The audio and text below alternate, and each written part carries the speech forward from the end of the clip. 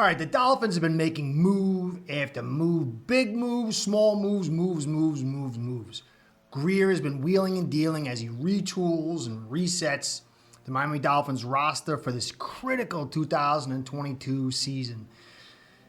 And we all know all the big moves, and digging into all that, the consequences, the possibilities, the concerns for later on. I want to get into the release of Jesse Davis today and trying to dial in on the offensive line, because everything that the Dolphins have done the success will be in relation to how this offensive line performs. Now, Greer has done things to bring hope and potential by building up this offensive line and lifting it from the 45th best offensive line in football. But I want to dial into that after my little talk about Jesse Davis. Now, I have always liked Davis, not saying he's elite, not saying he's great, but he is taking it on the nose from the staff and from fans for so long. Not all fans, but most fans, because most fans really don't consider the context and situation of success. As an example, plenty of Tua fans will say, this is not fair, man. The guy was injured. He's coming off a bad hip, and he didn't have an offensive line. He was forced in early, so you can't really judge him. But a lot of these fans will be saying, Jesse Davis is the worst tackle, the worst offensive lineman in the history of the game. Glad he's gone. But there's no context for Davis. And that's the reality. Davis was a very nice find for very cheap, who could have settled the right or left guard position and been that backstop for if a tackle goes down, he can fill in, he can probably even center, play either side of the line on the guard position. And he would have been a very nice find, a guy who would have been probably played around above average level, been highly consistent, a great guy in the locker room and a leader, which, you know, a lot of people complain, the 2-8 will say he wasn't voted team captain, and that means a lot. But Davis got voted team captain, and he sucks. So, again, we have to understand he was released not for talent reasons. He was released because his contract was high. He was paid to be a tackle. When they wanted to pay a cheap price for a tackle and get a guy in there they could do a bargain basement deal with, and now he'd outprice his play because he's a guard. And he probably said, I'm not restructuring. I can go find someplace else. I don't have to be misused and treated like, because he was. Ask yourself, how many players do you know that have played in one season 3 positions year after year after year? When you get a guy, your job is to take what his skill set is and maximize it. Jesse Davis was a guard. He lacked speed in his kick, maybe, ability to deal with speed rushes. And if you'd put him inside, that would have mitigated his greatest weakness. But he was exposed. You look even, now the people say, oh, what are you talking about? 2020, we went 10-6. He played at over 1,000 snaps, had 2 penalties, and gave up 1 sack. And he played 2 or 3 positions that year. But most of the time, he spent on the inside. Last year, a lot of people, all they remember is Tua getting his ribs broken. But they have no recollection that he hurt his knee so bad, should have got surgery, but he played through the season because there's nobody else to play the tackle spot, to protect Tua's blind side. And in that one play, dude, he was penned in by 2 rushers in a naked situation, and the staff just left him and Tua out to dry. And all Davis will be remembered is for that. Not being screwed, not being a trooper, never saying a word. This offensive line is not going to die without him. But from a talent standpoint, when I go over the plays that we got, if we could have kept Davis even on the roster as a backup, it would have made this critical unit stronger. But because money was tight and because we'd signed him to a price tag for a position he shouldn't have been playing, we had to let him go. Now, as an example, Teron Armstead is like 5 leagues better than Jesse Davis. There's no doubt about that. But when it comes to consistency, offensive line is a unit that demands the highest level of consistency. The same guys. You need to feel comfortable with the guy next to you, even if he's not that great. It really adds to the chemistry of the offensive line and the quality of the offensive line as a whole. So guys that are highly talented and they come in and out, it's great when they're in there, but it really sucks down this consistency when they're not. Armstead, 2015, 935 snaps. 2019, 930-something snaps. 2020, 850-something snaps. Other than that, except for 1 year, I think 2014 or 13, he's had 600 or less snaps. When he's in, this guy's elite. If we get lucky and he mans that tackle spot for the entire year, or at least gets injured early and comes back late for that final push, unbelievable. But this is a big gamble. And that lack of consistency Davis had. This is why inside as a second or third tier player on offensive line, he could have been great. A real smart GM would have put him at left guard or right guard and said, okay, we got an above average guy who could play all over the field and he's cheap. Let's build around him until we can find somebody better. We didn't do that. So Davis was a trooper. He helped us out tremendously despite the ugly records and all this other stuff. Without him, he was the best player on this team for in the offensive line for the last 4 years maybe, except for Hunt. I mean, let's take a look at some of these other guys. Austin Jackson, first round pick. Austin Jackson was probably 2 levels worse than Jesse Davis. And he was constantly protected with Eichenberg and help when he was on the outside, and Davis was left alone. So he's outperformed Jackson. Now, Jackson's got more talent, potential is much higher, and all this other stuff. But Jackson didn't outplay Davis. Liam Eichenberg didn't outplay Davis. And he was constantly being helped with Jackson all season long.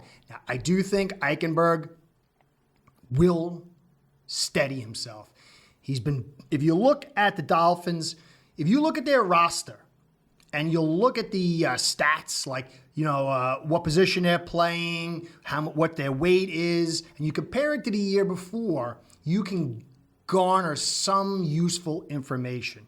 As an example, last year Eichenberg was billed on the depth chart when you go to the Miami Dolphins site as a guard. That's how the staff viewed him. This year, he's a tackle, and I believe he increased his weight by 5 pounds. This is good news. Him playing right tackle does offer the potential, but still, there are lots of questions surrounding him. But Davis outplayed him. You look at Dieter. It took Dieter, 3 seasons to actually earn the starting position, and then he only played, a handful of games? And he's not as good as Davis. He is a terrible run blocker. He's weak. Maybe he improved. They bill him as a center guard. You never want him to play guard. He is so weak. But Davis outplayed him. Kinley, you spent 2 fourth-round draft picks on him. And he ate himself out of a roster spot last year. And I don't see how he can really help us in the zone stretch. I mean, unless he gets down to about 315. But then with those short Tyrannosaurus Rex arms, is he actually going to be able to block without that extra weight? So when you really look at our current roster, you would have Armstead, you would have Williams, then you would have Hunt, and then Davis filled that spot, not as a tackle, except for a backup in emergency situations. So again, it's not to say our offensive line is garbage without him. Some people hyperbole. No, but we were better with him. But now that he's gone, we have to look at who's taking over. I've already gone over Armstead. The guy is brilliant. Went in. And if he's out, this offense is screwed. because you will not run the football. We saw last year. Connor Williams will help a little, but if you got Jackson at tackle or Greg Little and an Eichenberg on the other side, we will not run the football. If we don't run the football, everything else will get sucked into the black hole. Not as bad as last year. But the awesome potential of these skills will be sucked down. Armstead, we need to get lucky with him. He needs to be healthy, at least in that final push. Williams, I really like him at center. His stat, when you look at his position ranking on it, says OL. So he'll be trained. He'll be the new Davis. He'll get cross-trained at tackle, center, and guard, and he'll kind of fill in all those. I don't know where they have the final position. If it's center or guard, probably guard. Barry Jackson's saying at some point they're going to go out and get a center. Barry Jackson has some good information, so I'd say there's a chance that he stays at guard and they're going to find somebody to replace Dieter or push Dieter. But it could go the other way, depending on what's available in that third and fourth round that we got or we find in free agency. All right, so then you got Greg Little. Greg Little sucks in pass protection. I mean, you think Davis was bad? Go watch Greg Little. He couldn't even make the roster last year. But he's on that, and he's a first-round pick. Davis was undrafted free agent. So that's our other option. Adam Pankey. He's bolstered his weight. Center, he's been staying around with his team. Maybe a practice squad guy. Keon Smith, 295 a tackle. Practice squad guy. Now, Robert Jones, I wish I remembered the guy who had said, man, can you do a film study on Robert Jones in his last game last year against the Patriots? I started watching some of the stuff. Little intriguing. This is a guy who I said should have replaced Jackson all last year. So he's a very intriguing option, but they bill him on the Dolphins website as a guard. And I like him a lot better at guard. And this is, like I said, this isn't a player that I'm going to do a film study on. And Fin fans should be intrigued because he could maybe possibly push Hunt the tackle if Eichenberg doesn't succeed. Or he could play left guard maybe and push Connor to center. And that could be very intriguing, but it's still a long way away. From what I've seen, there's some good and bad, but I got to really dig into the tape. But I really like Greer's picking up of Jones last year. He shows a lot of talent. The guy is big. Okay, so that's really our roster right now of offensive linemen. And there's potential and there's some excitement. So at left tackle, we got basically Armstead. He's the man. I mean, Fin fans, whatever Fin prayers you want to give up, pray that Armstead stays healthy because it will change this team more than anybody else. So he's locking that position down. But then you got maybe Jackson, who's billed as a guard tackle on the depth chart. So he's going to be coming back, vying for the guard position and the tackle position, maybe being a backup. He's very expensive. They can't cut him. Then you got maybe Lenore Coleman. I think I forgot to mention him. I like some of the stuff, but it's hard to really buy into him because there's no film really on him. And then Greg Little. Greg Little could develop. I don't understand how the guy's pass blocking so bad, but that's what you got after Armstead, and that's why I'm concerned. Then you got left guard. You got Connor, maybe Jackson, Kinley. How does Kinley, unless he drops a vast... They got him listed at 335. They had him listed at 335 last year, but everybody was saying he was more like 350, 360. And he pulls pretty well. He can get on the move. But it's him being able to operate in space to make those blocks that concerns me. So you can't really bank on him. So I would expect him to be cut unless some dramatic things happen. Center, you got Dieter, possibly Connor, Pankey. You know, I can't really honestly say I think he's going to make the team as far as a starter. Definitely as a practice squad. But, you know, they've stuck with him now for 3 seasons or something. Right guard, Hunt. Now, they got Hunt at 327. Big big boy and decent mobility. But I don't like him at right tackle, and I don't see him there. I see him best spot still at guard, and that's where he should man. But they got him as guard and tackle. So they're going to try to see if he can go play tackle or be that backup. And this will be very intriguing. I think there's a possibility, but I just still think because he lacks a little bit of mobility. And it is to his blind side. And he struggled with reading swaps and switches and stunts.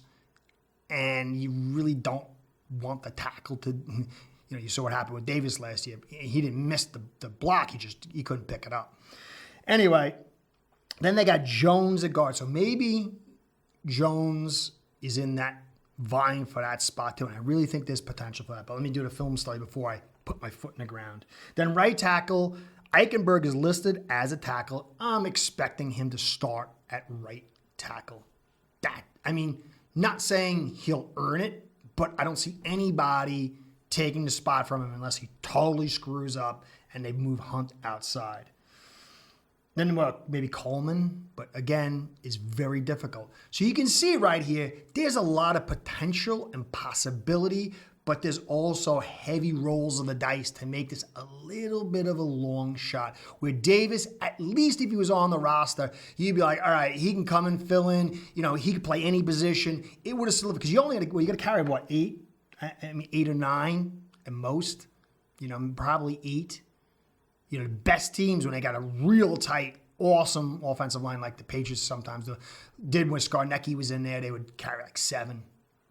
So you figure 8 guys. You got Armstead, Connor Williams, you got Hunt, Austin Jackson, Eichenberg, 3 more spots.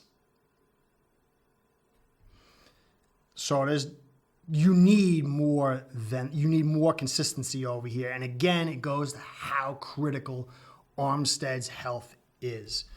So, I would look at it right now. Armstead at left tackle, Williams at left guard, Dieter at center right now, Hunt at right guard, and Eichenberg at right tackle.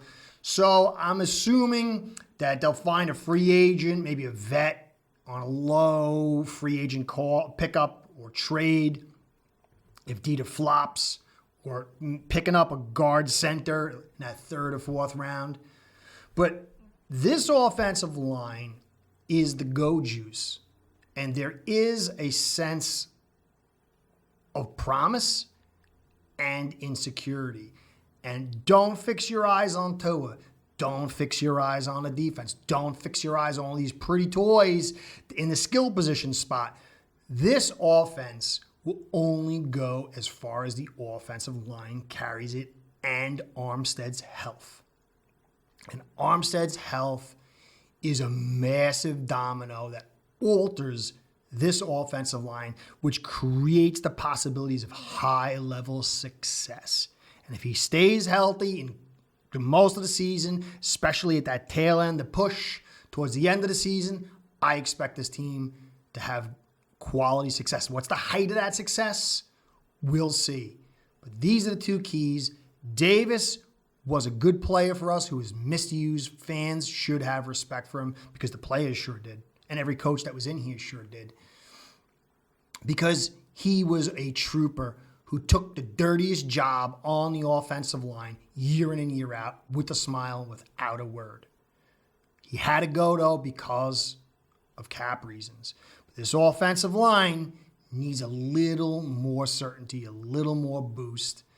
If Greer can find a quality offensive lineman in that 3rd or 4th round, and he can come in and at least push for a starting spot so you can see him maybe take it midway through with an injury, this will go a long way, or some cheap trade or free agents. But keep your eyes focused on that. This is Curtis saying thank you for staying to the end. Please like, comment, subscribe. Comments mean the most.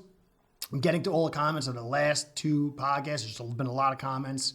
But this weekend, after I finish this, it's going to be comments, which I really love. I appreciate you guys' comments. Thank you for taking the time. Give me your thoughts, even if they're in disagreement. I love the discourse. I learn. Really, I enjoy it. Subscribes and likes help us with the Google Overlords. Google Overlords, when they're happy, my sponsors, Ace Per Head, They're very happy, and that keeps me in business. I really, really enjoy doing this. I'm starting to enjoy it more and more. So thank you for views, comments, subscribes, and likes, and all that. Anyway, catch you next time. This is Kurt saying be well, and see you soon. Bookies can earn hundreds to thousands of dollars from booking action with aceperhead.com.